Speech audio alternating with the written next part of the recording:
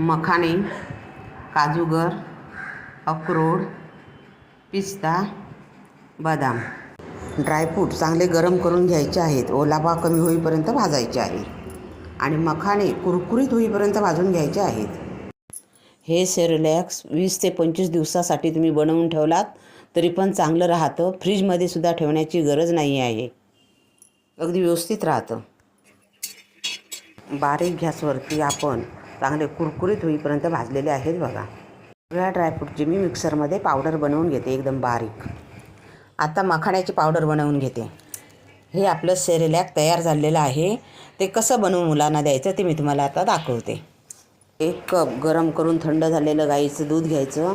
पाव चमचा dry fruit powder घ्यायची आणि पाव चमचा मखाणा पावडर घ्यायची आणि व्यवस्थित मिक्स करून ते बाळाला भरवायचं. माझा व्हिडिओ आवडल्यास लाईक, शेअर आणि सबस्क्राईब करा.